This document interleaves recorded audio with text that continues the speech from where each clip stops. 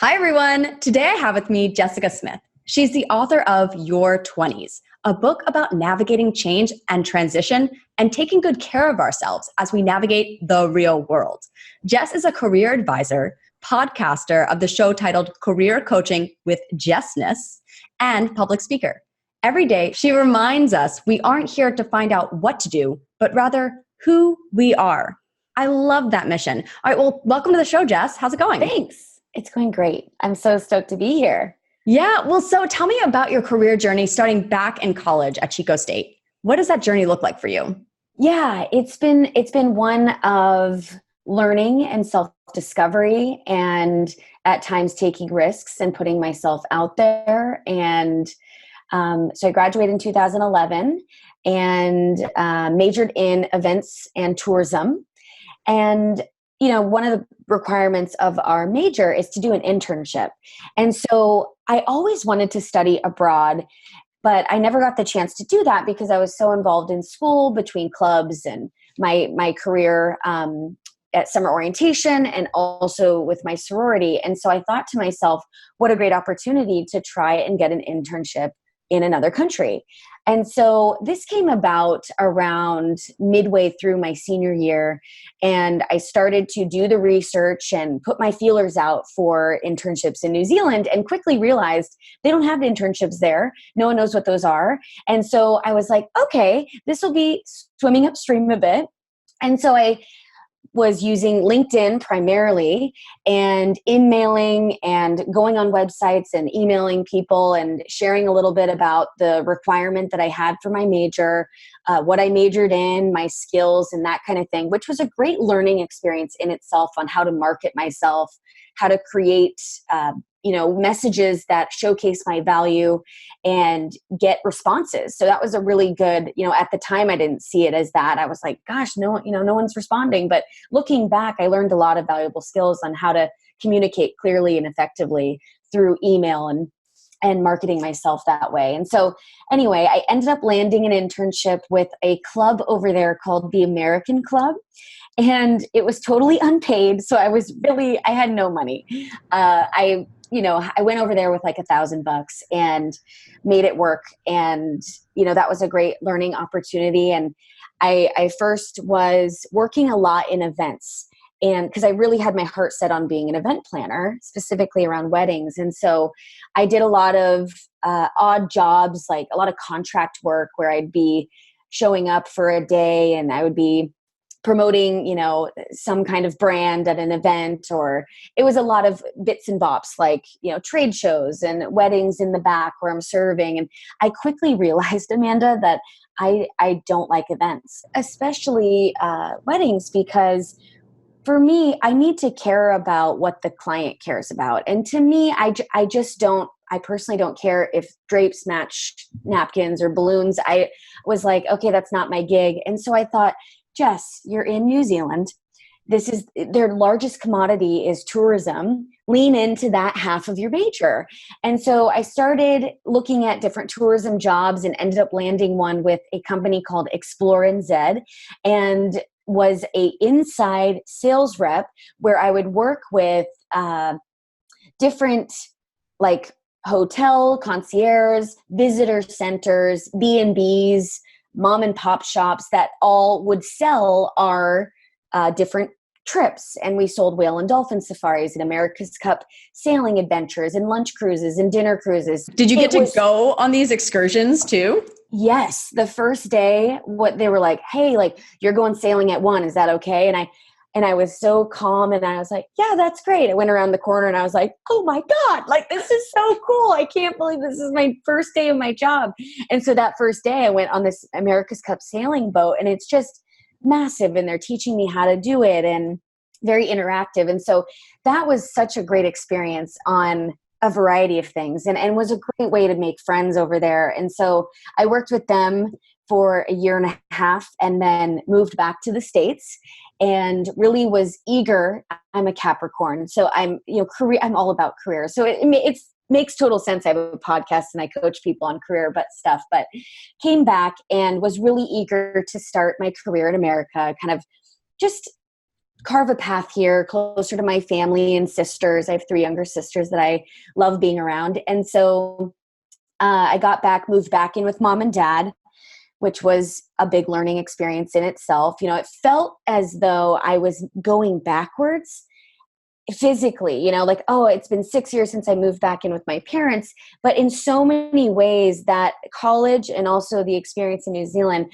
I wasn't going backwards, but it seemed that way physically. In so many other ways, I had grown in so many ways and learned a lot about myself in New Zealand, which is a lot of what I share about in my first book. But started working at a tech company. I was in engineering recruiting, but it was a recruiting firm. And it was like another language, like engineering, like me, like, you know, I had no idea. So a lot of big learning curve, a lot of humbled moments, a lot of having to really fake it till you make it, for lack of a better, you know, way to describe it, but really just lean into the confidence that I didn't have yet. You know, I didn't know yet about engineering or how to sell different jobs and stuff. But I worked in the tech recruiting firm, or as an engineering recruiter, for 9 months. And then I was promoted into the account manager role. And that was selling essentially people, right? Selling our career services, selling engineers, which was also really, it was really competitive. It was really demanding. There were a lot of metrics and standardized things, you know, on the wall. Everyone was ranked by how many placements you had. So everyone saw that. There was a call volume that you had to meet every day. It was very numbers driven.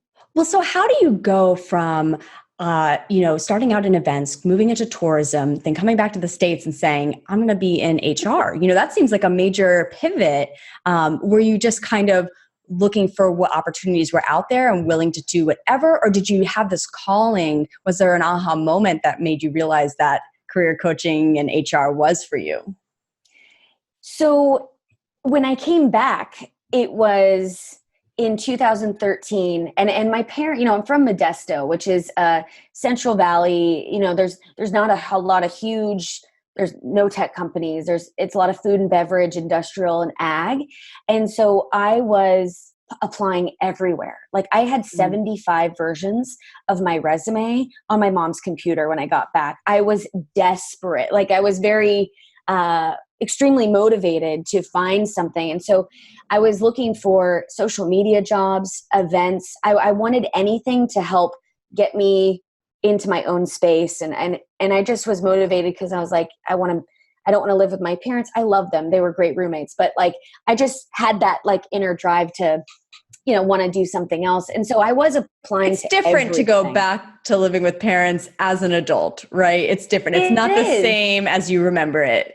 Right. No, yeah, definitely. And so I was applying to everywhere, and it was a pretty tough process. It took about 4 months for me to find something. And I remember, you know, just kind of being at this moment of like, you know what, I've applied to all of these places, and leaning into the trust of, you know, something will come through. That morning I had randomly looked at a job board and saw that there was this engineering recruiting position in Salida, which is a small town within Modesto, which is the actual town that we live in.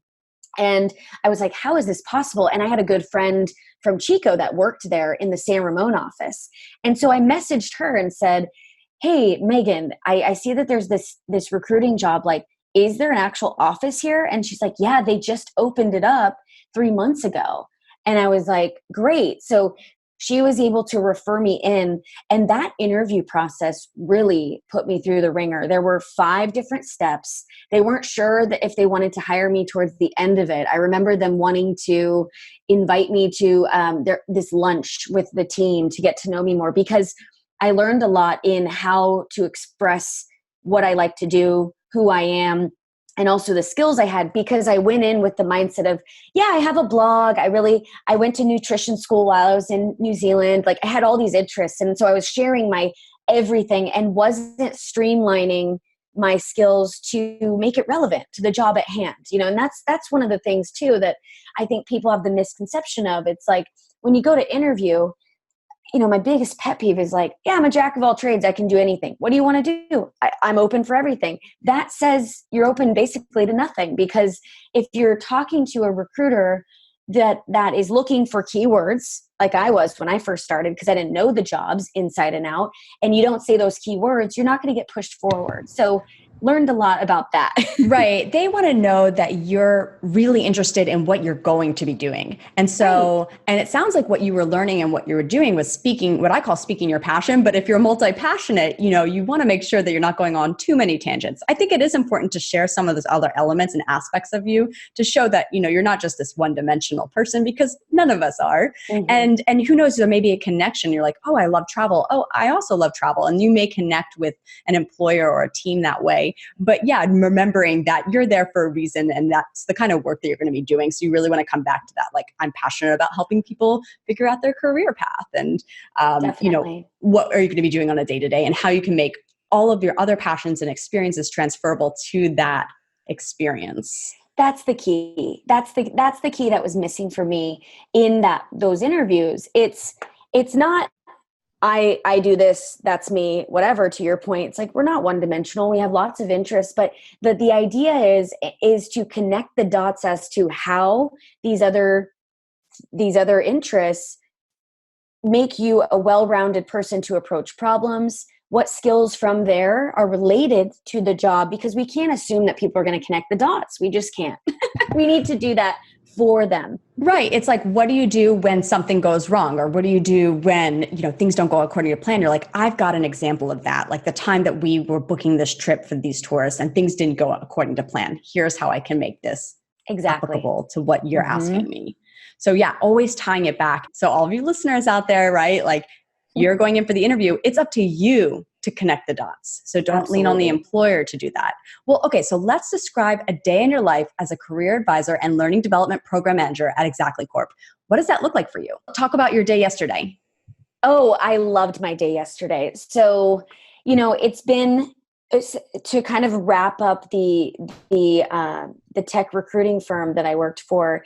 It was very hard on my body, and it was very competitive, and it burnt me out completely. And so I then moved into working for Xactly as their internal tech recruiter, hiring all in the US and the UK, and a number of different departments that I was responsible for, and loved working internally and being able to speak the brand and stuff. And then there was an opportunity, there was kind of talk around us needing, because we were growing as a business and an organization, needing somebody and more of a focus on learning and development.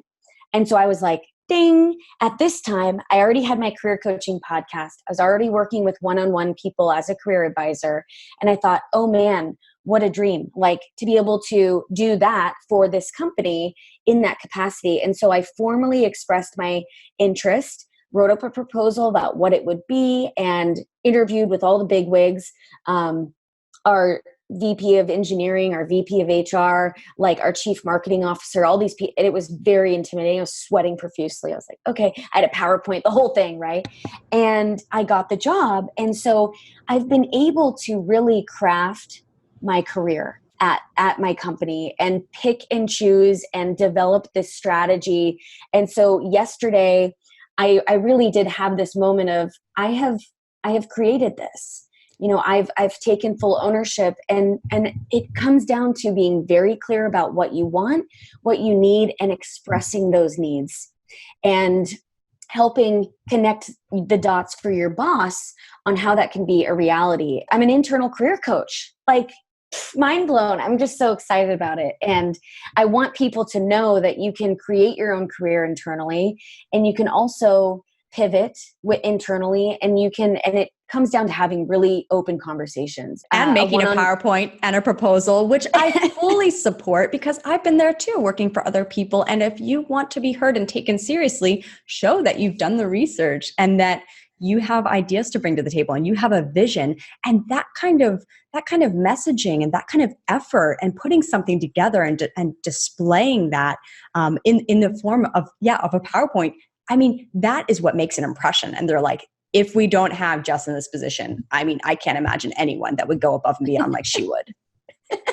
I think it really helped. There were two mindsets, and this comes up still to this day, right?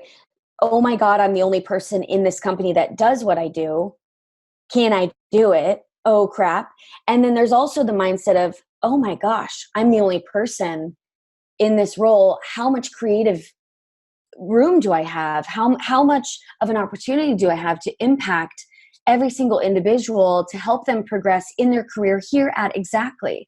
And so it's applying all of the different strategies and modalities that I use in my one-on-one coaching for people looking for jobs and looking to grow, but internally. And so had a one-on-one career coaching call with a gentleman in our sales group.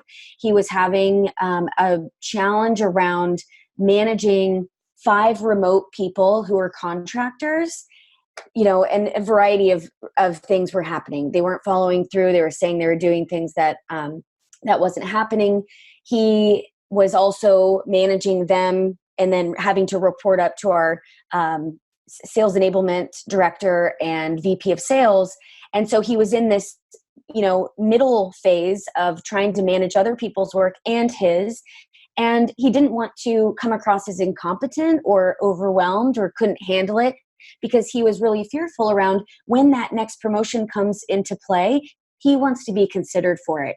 And so we were able to talk through, okay, what would that look like? And how can you get your needs met, fulfill the requirements of this project, but also showcase yourself as a partner to your manager and not someone that's just complaining or, overwhelmed. And we're all going to get overwhelmed, and that's fine. But there's an art to expressing that overwhelm in a real professional manner that's going to help you in the long run still continue to build that personal brand.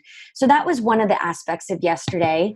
Also led a workshop. So I do a lot of workshops on this quarter. The topic was delegation. So everyone was like, it's one of those topics where it's like, I'm good at delegating, but until you go through the content, it's like, oh my gosh, no, there's so many things I could be doing better. So what's something that our listeners should know about delegating? Because I'm sure many of you some of you are like, gosh, I wish I had someone to delegate to. And then some of you are like, I do have someone to delegate to, and I do think I'm decent at it, but maybe I'm not. So what can we do to put that to the test? What's something that you find that people fall short on when it comes to delegating? Yeah, with delegating, and I got a lot of that pushback, like, oh, well, I have no one to delegate. People delegate to me. I'm the one that gets. But it's also the mindset of, what information are they giving you to set you up for success? And you can use it. You can reverse engineer it either way, whether you're the one delegating. And so some of the things that that can be really helpful is, one, throw out the mindset that I don't have time to delegate because it's going to take longer to delegate before it's like, throw that out the window. Take an hour, sit down. And I like to suggest people make a little project guide where there's, like kind of like an intake call for, if you're a recruiter, it's like an intake call of like what you're looking for in that person. So it's like the clear expectations of when it's due, measures for success. How do I know that I've done a good job by the end of it? What resources are available? Literally, where do I go? Who is the best person to contact for initial questions? Is that you, or is there another subject matter expert in the company that I can reach out to? And you have all of that, and it's a living, breathing document. And so either you share it out, or you create it and you sit down with your manager. How cool would that be? You sit down with your manager and you're like, hey, I want to make sure that I follow through with this. This is the information I need in order to successfully move forward. And you share that maybe in a Google Doc, and they can, as they go through the project, maybe there's a new resource that becomes available. Have your manager add that to the list, and vice versa. Really just being ultra clear on the upfront, because the worst, and something that happens with delegating, and I've definitely experienced this, is by the end of it, you delegated it, you get back on the due date, and you're like, oh God, this is nothing like what I envisioned. It's like, so taking a little bit of time on the upfront. Yeah. Oh my God. It brings me to what we do at College Magazine in order to ensure that your writer is going to create an incredible quality article. It's how do you spend that time before the article is even written? It's being proactive. So setting up the article description, making sure that writer knows and as thinking about what sources they're going after, checking in before the article's due to say, how is it going with those sources? Are you getting those quotes coming in? So that by the end, it's like the final due date of the project, you should know with confidence that it's coming in and it's going to be at the quality level that you're looking for. There should never be any surprises if you're the one that's delegating. And then if you're the one that's being delegated to, it should never be like, oh my gosh, by the end, like right up to the due date that you're like freaking out, because it should have been that you had the clarity and the help along the way and the resources to get there and to achieve what it was determined what would look like success. Absolutely. And if you're getting delegated to, it's in the person who's delegating its best interest that you have all that info. So just sometimes it takes some slowing down of the person who's passing you something and just say, hey, I really want to do a good job on this. I care a lot about my work and I want to make sure I really understand what you're seeking so that I can follow through with that. Who isn't going to say, yeah, let's meet for 10 minutes and go over stuff? That's such a perfect way of setting that up and letting them know, like, I'm looking to ensure success for you.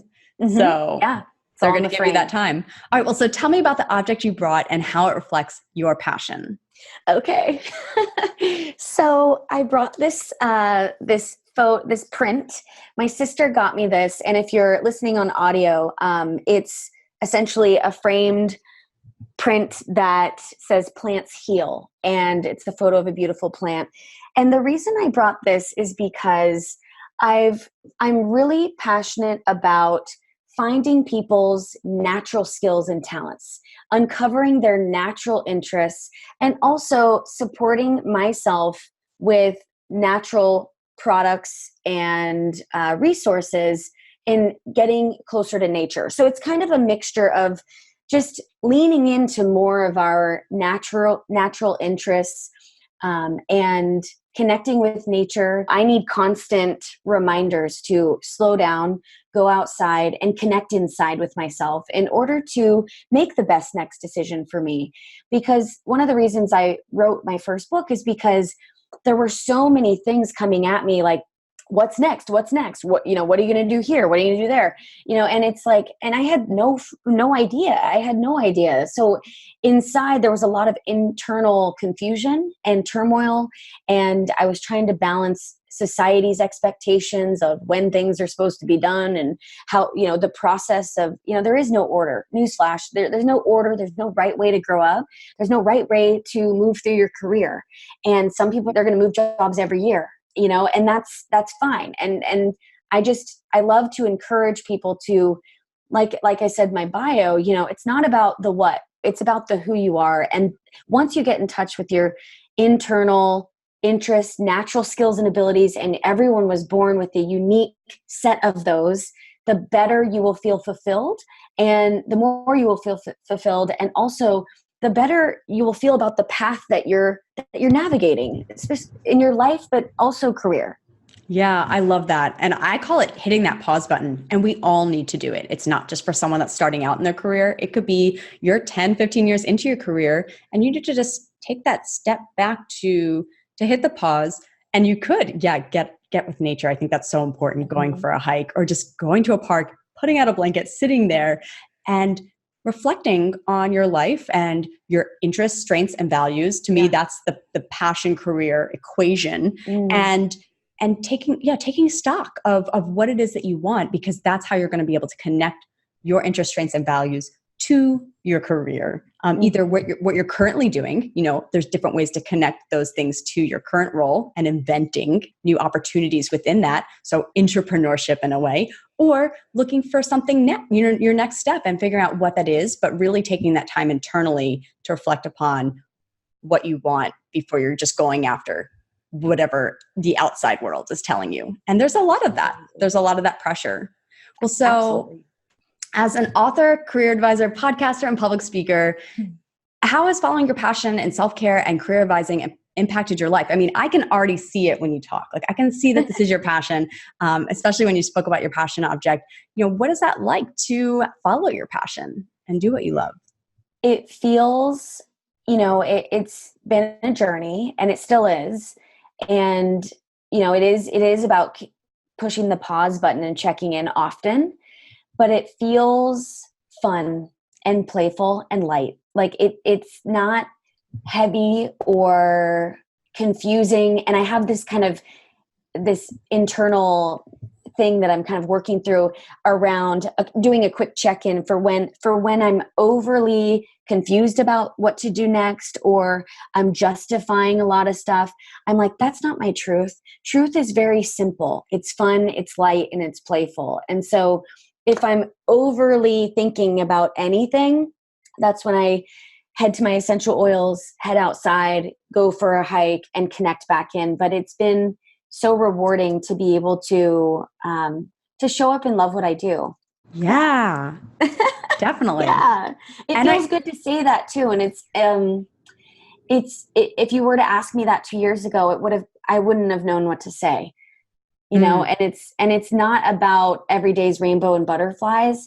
It's about noticing everything that comes through into my life as an opportunity for growth.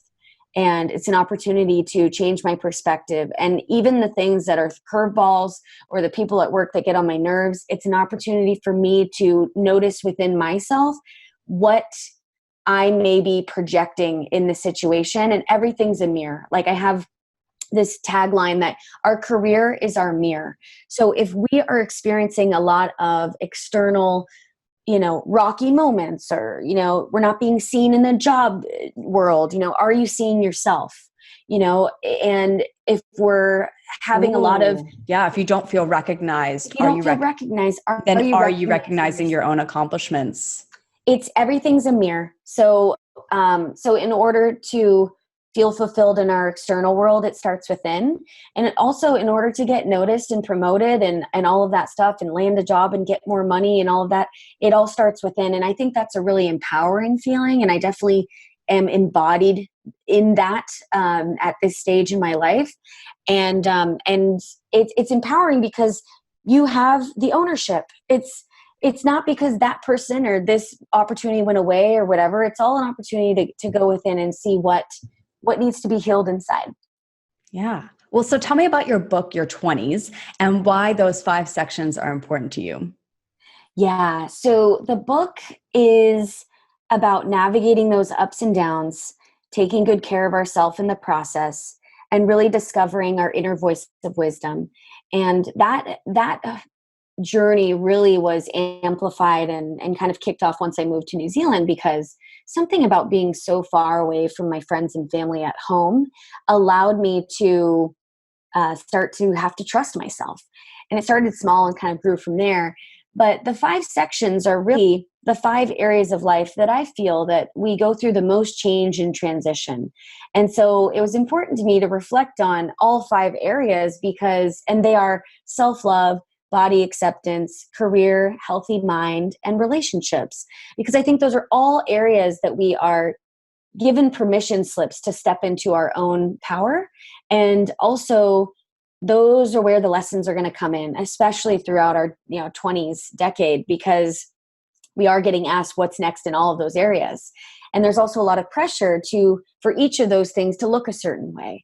And so it was important for me to reflect on all of those things, because your 20s, it's not just career. It's not just one of them. And it takes the whole pie, if you will, in order to feel grounded and, as a whole authentic person. So those sections were really important to me to reflect on. And I do want to note too, the book is designed in a really fun way, because you can read it all the way through, and that's great. Or you can hop to one section and dive in. And there's a lot of activities and self-discovery methods and journal prompts and self-love dates, self-trust dates, and practice with yourself. And so that you can start your own self-discovery process and start to learn more about your own path. Yeah. I love what you said about how, all of these different areas, you're figuring a bunch of them out together. And that can be very scary, especially when you feel like not everything is in its place in all of those areas.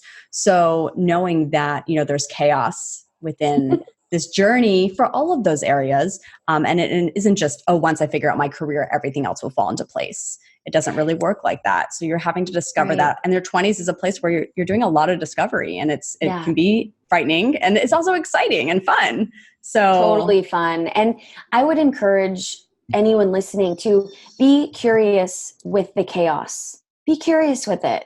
It's there for a reason, and it won't last forever. And usually whenever there's chaos, you're up leveling in some way, shape, or form. You're growing. So that's what I'd say about the chaos. Welcome it in and look at it. Get to know it. Yeah. Well, so what career advice do you have for college students and emerging professionals today? It's related to, I think, the object that I brought and which embodies my passion is really take the time to explore your unique skills, interests, and talents. And it may look completely different than you have set out in your mind, and that is okay. And you may come to a point where nothing makes sense. How you feel internally and what your inner voice of wisdom, which I call your ness, hence Jessness, right? So when my Jessness is guiding me to do X, Y, Z, but it's not what I had planned out in my little Capricorn brain, then okay, then trust that. Trust your own innate interests, because that will lead you to the path that's going to be most fulfilling for you. Yeah. And with that in mind, I want to leave everyone with this one exercise today, which is to hit the pause button right now. If you can't in this moment, if you can't today, how about this weekend? Can you get with nature this weekend? Can you go on a long walk? Can you go on a hike? Can you, touch the ocean? It's summer. What can you do to get in touch with nature and hit the pause button and do some reflection and ask yourself, am I connecting my interests, strengths, and values to what I want to be doing? And it doesn't necessarily have to be career related. It could just be, how can I get in touch with that more so in my life? And so make that effort, take that time to hit the pause button, go outside, connect with nature. What a simple task, guys. I know you can do this. So thank you so much for being on the show, Jess. Thank you all for listening. It is so wonderful being part of your career journey. Remember, when you speak your passion, doors open. All right. Bye, everyone.